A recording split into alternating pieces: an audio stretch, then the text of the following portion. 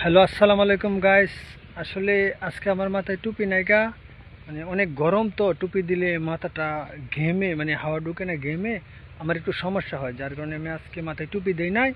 So আপনাদেরকে আজকে মজার একটা বিষয় শেয়ার করবো। এই যে দেখেন, আমি একটা গ্রামে আছি, মানে অনেক দূরে, এই দিক দিয়ে অনেক দূরে গ্রাম, অনেক অনেক দূরে গ্রাম।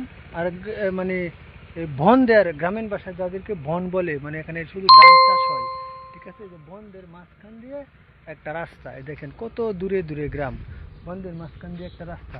সো দেখা গেছে ওই জায়গায় একটা বাড়ি আছে, ওই যে বনদের মাঝখানে একটা বাড়ি আছে, একটা ফ্যামিলি থাকে।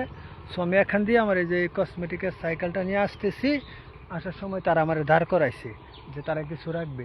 তারপর তারা কাঁকড়া, ব্যান, অনেক কিছু রাখছে।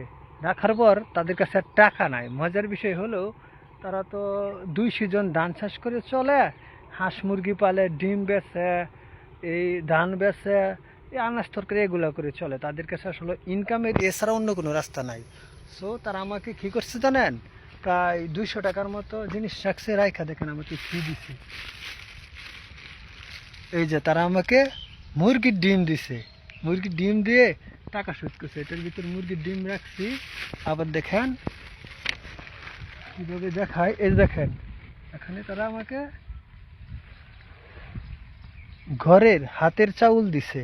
আরেক পুতলা আছে, আমাকে 200 টাকা চাউল দিছে। আবার মুরগির ডিম দিছে, দেশি মুরগির ডিম, যেটা সরকারি হাজারে মানে আমরা চোখের কাছে পাই না মুরগির ডিম। সো বিষয়টা মজার। মানে অনেক আগে, হাজার হাজার বছর আগে এরকম ছিল যে তখন টাকা বলতে কোনো কিছু ছিল না, মুদ্রা ছিল আর এগুলো ছিল না। তারপর মানুষ জিনিস বিনিময় করতো। সো আজকে আমি জিনিস বিনিময় করলাম, আমি তাদেরকে দিলাম কিছু, তারা আমাকে দিলে কিছু, এখানে টাকার কোনো কিছু নাই। সো গাইস, সবাই ভালো থাকবেন। আসসালামু আলাইকুম।